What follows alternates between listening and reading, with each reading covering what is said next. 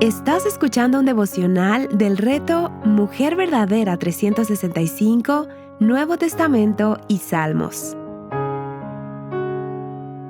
Día 139. Hechos capítulo 10. Escrito por Laura González de Chávez. Leído por Carmen Espaillat.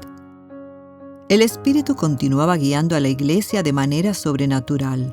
Cornelio, un centurión romano, ya era un hombre temeroso de Dios.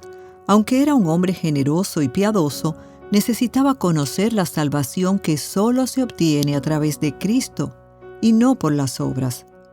En una visión, un mensajero de Dios le indicó que enviara a buscar a Pedro, porque el Señor quería que escuchara un mensaje que transformaría su vida. Hasta aquí podríamos pensar que el centro del capítulo es Cornelio, pero Hechos 10 nos muestra algo más profundo.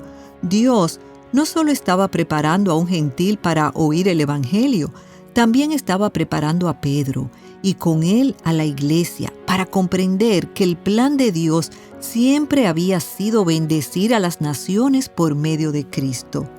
Pedro jamás hubiese ido a la casa de un gentil si Dios no le hubiera hablado de manera tan sobrenatural.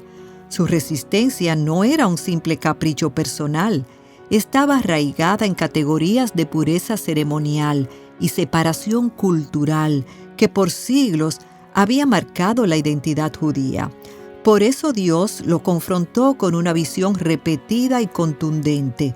Un lienzo descendía con animales considerados inmundos y una voz le ordenaba comer. Pedro se resistió, pero el mensaje fue claro: lo que Dios ha limpiado no debe ser llamado impuro. Esta visión no era principalmente acerca de la comida, era una corrección teológica. Dios estaba rompiendo barreras profundamente arraigadas y enseñando que la pureza ya no se definiría por la tradición ceremonial, sino por la obra de Cristo. El Señor estaba formando en Pedro una obediencia que no nace solo de la información, sino de la rendición. En el obrar de Dios no hay coincidencias. Se trata de la providencia divina en acción. No fue coincidencia que los criados de Cornelio dieran con la casa donde estaba Pedro hospedado y que Pedro estuviera listo para recibirles. Todo fue divinamente orquestado por Dios. Mientras Pedro trataba de entender la visión, los enviados de Cornelio llegaron a la puerta. Dios estaba uniendo las piezas con precisión perfecta. Un gentil preparado para escuchar y un apóstol siendo preparado para oír.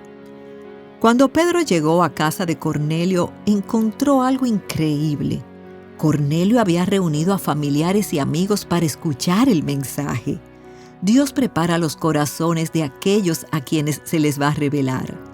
Cuando Pedro llegó a casa de Cornelio, ya él y todos sus invitados estaban listos para recibir el mensaje de parte del Señor. Cornelio entendía que lo que estaba a punto de oír no era un discurso más, sino una palabra de vida. Entonces Pedro abrió su boca y confesó una verdad que marcaría un antes y un después en la historia de la iglesia.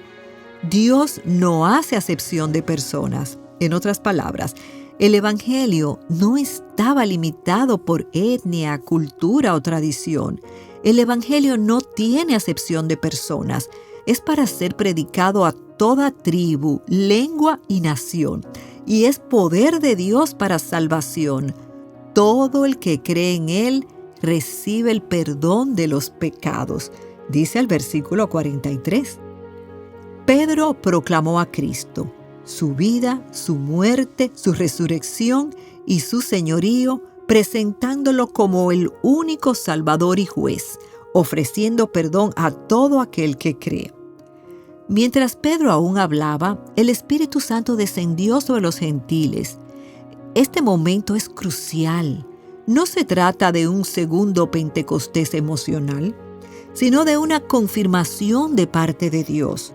Dios estaba dando una señal visible para que Pedro y los creyentes judíos que lo acompañaban entendieran, sin lugar a dudas, que los gentiles eran incluidos plenamente en el pueblo de Dios, sin necesidad de circuncisión ni de adoptar las marcas ceremoniales del judaísmo. Lucas repite este patrón como en Pentecostés, porque la iglesia necesitaba evidencia clara, pública e innegable de que Dios mismo estaba abriendo la puerta. Lo que el Espíritu hizo allí no solo transformó a Cornelio, transformó la comprensión de la iglesia. El Señor estaba mostrando que su evangelio no era una reforma dentro de Israel, sino el cumplimiento de las promesas para todas las naciones en Cristo. Por medio de su sangre, Cristo rompió la pared que dividía a los judíos y los gentiles. Veamos lo que dice Efesios 2, 11 al 13. Por tanto, recuerden que en otro tiempo, ustedes, los gentiles en la carne, que son llamados incircuncisión por tal llamada circuncisión hecha en la carne por manos humanas, recuerden que en ese tiempo ustedes estaban separados de Cristo, excluidos de la ciudadanía de Israel, extraños a los pactos de la promesa, sin tener esperanza y sin Dios en el mundo. Pero ahora en Cristo Jesús, ustedes, que en otro tiempo estaban lejos, han sido acercados por la sangre de Cristo. Este capítulo nos deja con una imagen preciosa. Dios preparando corazones, corrigiendo prejuicios, enviando a sus mensajeros y confirmando con poder que Cristo salva a todo aquel que cree, sin distinción.